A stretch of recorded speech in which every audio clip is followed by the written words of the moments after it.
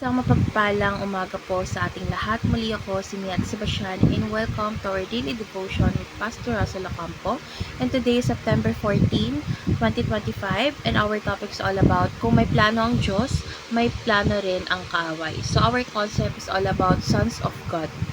So sa Biblia, ang sons of God ay madalas tumutukoy sa mga anghel. Sila ay nilikha ng Diyos para maglingkod at sumunod sa Kanya. Ngunit hindi lahat ay nananatiling tapat. May ilan na nagrebelde kasama si Satanas na naging pinuno ng mga nahulog na anghel.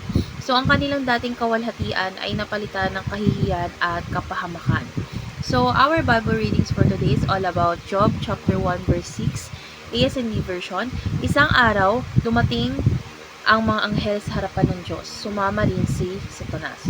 So, ngayon dito na tayo sa ating teachings. Yung first teaching is sons of God are angels who serve God. So, yung mga anghel ay nilikha upang sumamba at maglingkod sa Diyos dahil sila ay bahagi ng kanyang makalangit na hukbo.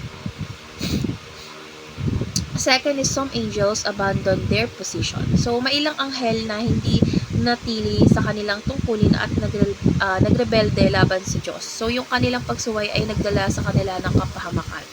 And lastly, Satan is the leader of angelic rebels. So, si Satanas ang naging pinuno ng mga nahulog na anghel. Siya ang pangunahing kaaway ng Diyos at ng kanyang mga anak. So, ngayon dito na tayo sa ating application. So, yung first application is treasure our privileged position in Christ. So, bilang mga anak ng Diyos sa pamamagitan ni Kristo, huwag nating ipagpalit ang ating posisyon sa kasalanan. So, dapat natin pahalagahan yung kaligtasan na ibinigay niya sa atin. Second is test every spirit whether they are from God. So, hindi lahat ng tinig o espiritu ay mula sa Diyos.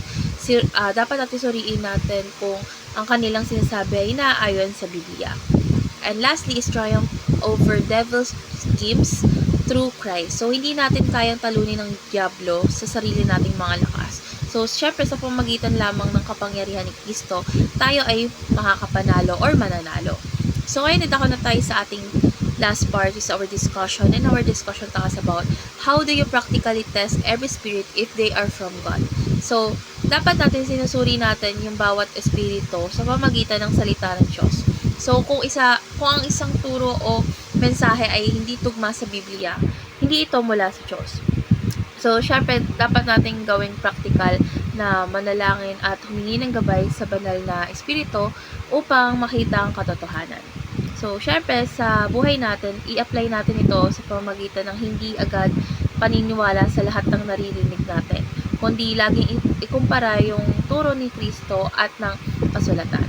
So, let's pray po. Lord God, maraming salamat po sa pribilehiyo na kami ay mga anak mo kay Kristo. Lord God, ingatan mo po kami sa laban sa mga panlilinlang ng kaaway at turuan mo po kaming subukin ng bawat espiritu ayon sa iyong salita. Lord God, palakasin mo po kami na magtagumpay sa lahat ng laban sa pamamagitan ng kapangyarihan ni Jesus. Sa pangalan ni Jesus, Amen.